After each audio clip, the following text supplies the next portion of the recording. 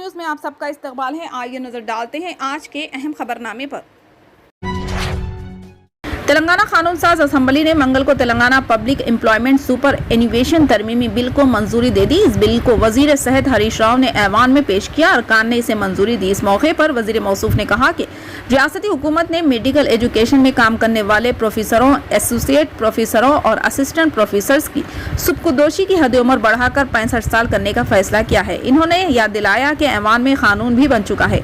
बास प्रोफेसर्स को टीचिंग अस्पतालों के सुपरिटेंडेंट, बास प्रोफेसर्स को मेडिकल प्रिंसिपल और बास प्रोफेसर्स को एडिशनल डायरेक्टर एजुकेशन और डायरेक्टोरेट ऑफ मेडिकल एजुकेशन के तौर पर तैनात किया जाएगा। इससे कबल जब ये बिल मंजूर किया गया था तो सिर्फ प्रोफेसर्स, एसोसिएट प्रोफेसर्स और असिस्टेंट प्रोफेसर्स के लिए उम्र की हद मुकर्रर की गई थी, लेकिन आज प्रिंसिपल, सुपरिटेंडेंट, एडिशनल डीएमई और डीएमई के लिए उम्र की हद को बिल में शामिल नहीं किया गया। इन्होंने कहा कि आज इन सब पर उम्र की हद 65 साल लागू करते हुए तरमीम की तजवीज़ दी गई।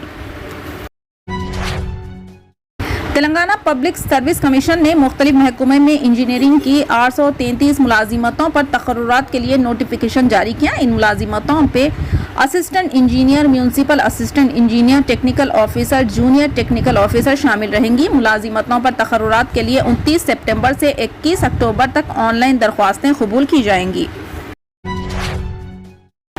तेलंगाना बीजेपी के एमएलए ईटेला राजेंद्र को मुकम्मल सेशन तक असेंबली से मुअत्तिल कर दिया गया है। स्पीकर ने ऐलान किया कि उन्हें इजलास के इख्तिताम तक मुअत्तिल कर दिया जाएगा।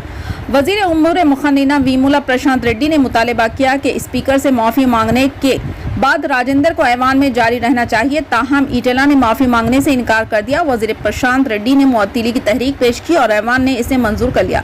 इसके साथ ही स्पीकर ने राजेंद्र से ऐवान को छोड़ने की हिदायत दी। चीफ व्हिप विनय भास्कर ने असेंबली के आगाज पर ईटेला राजेंद्र की जानिब से स्पीकर पर किए गए नाजेबा तबसरों का मसला उठाया और राजेंद्र को माफ़ी मांगने का मशवरा दिया। वजीर वीमोला ने कहा कि ईटेला राजेंद्र ने स्पीकर के बारे में नामुनासिब तबसरा किया है। इन्होंने सीनियर होने के बावजूद स्पीकर की तौहीन की है।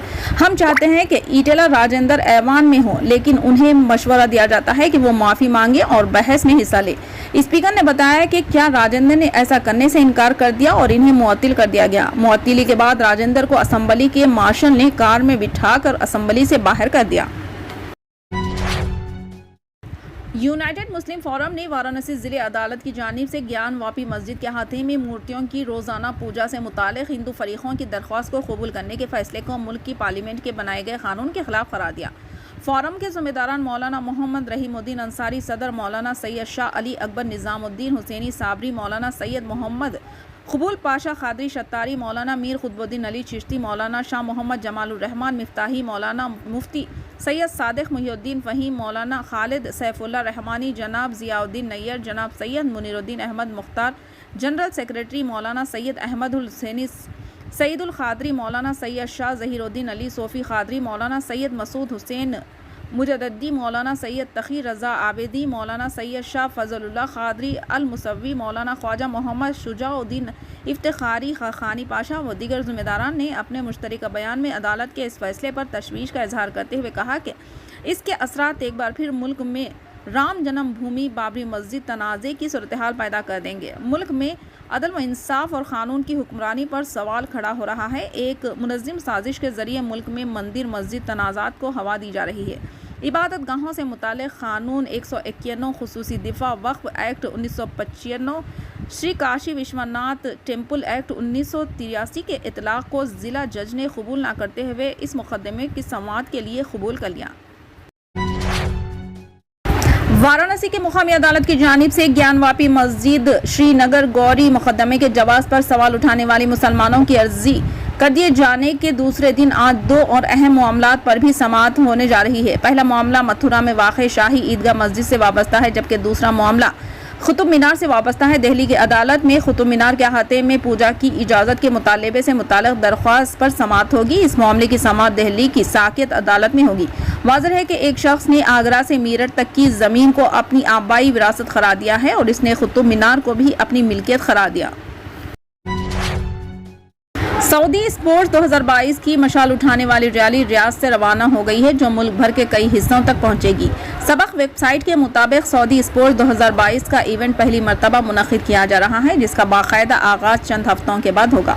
सऊदी स्पोर्ट्स 2022 की मशाल उठाने वाली रैली का सफर 3500 किलोमीटर पर मुहित होगा।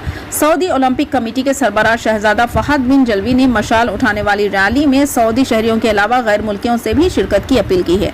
इनके मुताबिक ये रैली मोहब्बत, बाहम बर्दाश्त, तहम्मुल और एक दूसरे की खताएं माफ़ करने के अलावा बक़ाए बाहमी का पैगाम भी देती है। इन्होंने मजीद कहा कि मशाल उठाने वाली रैली सऊदी अरब के 57 से ज़्यादा सयाहती मराकज़ से गुजरेगी। रैली के शुरका का पैदल, घोड़ों, ऊँटों पर और मोटरसाइकिलों के अलावा गाड़ियों पर शहर शहर जाएंगे। इनका ये भी कहना था कि रैली रियाद से मदीना मुनव्वरा, वहाँ से तबुक, फिर निवक और अलजौफ, फिर शुमाली हदूद से हाइल और वहाँ से अलखसीम पहुँचेगी। इस तरह ये सफ़र दीगर शहरों के लिए भी जारी रहेगा। फिलहाल के लिए इस खबर में इतना ही। देखने के लिए आपका बहुत बहुत शुक्रिया। अगर आप नए हैं चैनल पे तो सब्सक्राइब ज़रूर कर लिए और बेल आइकन भी दबा लिए ताकि हमारी हर खबर